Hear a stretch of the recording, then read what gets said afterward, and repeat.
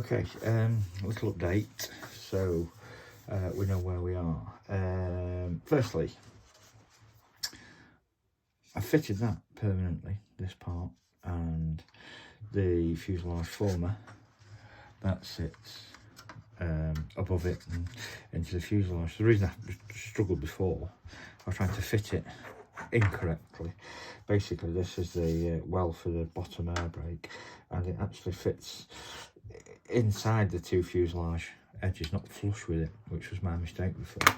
So when I actually offered it into the right place, it clipped in just nicely, because I was struggling a little bit before. Okay, so that component's in. The rear bulkhead, shall we call it, is in.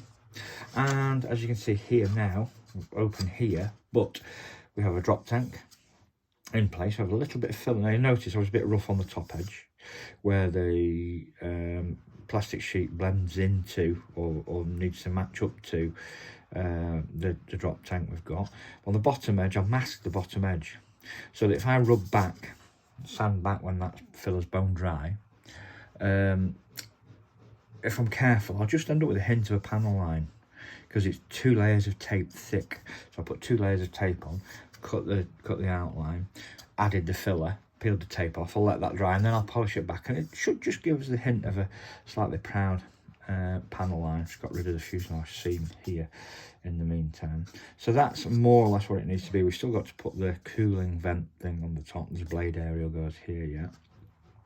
But a couple of other things, we've got that form has been put in now. I'll put some gizmology, I think the Americans call it, creative gizmology. I'll put some ribs in here just to make it look, sorry, stringers and a couple of ribs in there to make it look busy, and then I'll drop a couple of boxes and seats in, and with the door slightly ajar, it should just detail the area up enough for us able to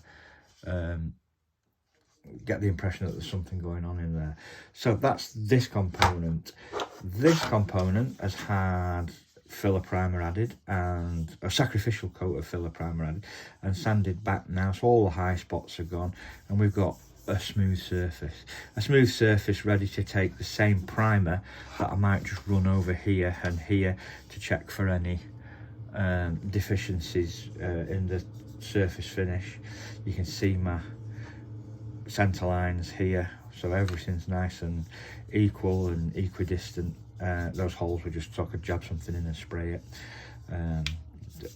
hidden completely when it's joined onto the bottom of the wing. 2 other little things I've done, 3 actually other things I've done. Firstly, being an English airborne early warning aircraft, I've kept the sprue, the runners, from the couple that I've thrown away, or the couple that I've used, and I've stretched them out, and I've used them to fill the pylon mounting holes on the outer wing panels, because being an English AEW Skyraider, it doesn't have outboard pylons, so the pylons themselves are something else that can go into the scratch box. So they've been filled with the actual sprue from the kit and plastic welded in place. It means that you get a nice finish when you sand it. These pylons will now be spare. Something I did notice when I was just checking reference before, this is the bottom wing panel, but on many pictures I can see this, it looks like a permanently extended leading edge slat on the outer panel. I've not seen it on a couple of photographs, so I don't know whether it's an extendable one that's extended often on the ground, or whether it's a permanently extendable one, or whether some aircraft carried it and some didn't. So I've just got to do a little bit of research and look into that to make sure I'm putting the correct key features on the airframe, because a slats, permanently extended slats, would be quite apparent by their emission if I don't put them on, and it should have them. So I need to do a little bit of research there about the flaps, so we're not quite sure what we're doing there. I've cut out some blanks for the tailplane vertical surfaces.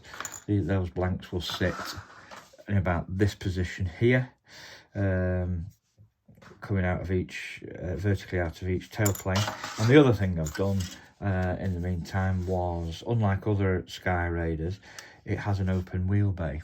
So I have blanked off each wheel bay and just cut the circle where the wheel actually rolls into, much like on a Curtis P40 on a Warhawk. So they need finessing yet, they've got to be polished back, they've only just been done. But they look need polished back so that there's a slight panel line showing, which is what we want because it was an additional panel.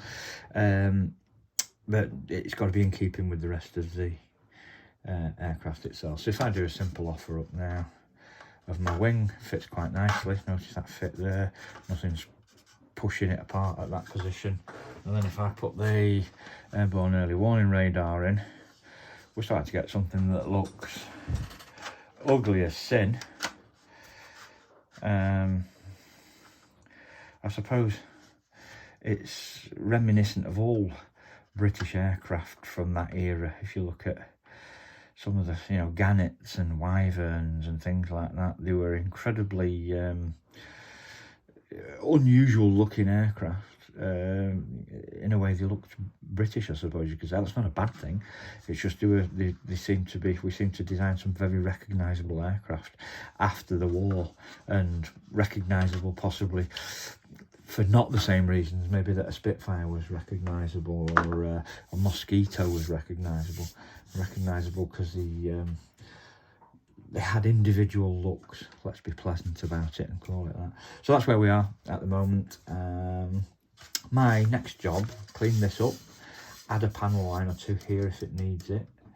I need to do a little bit of research with regards to any panel lines on here.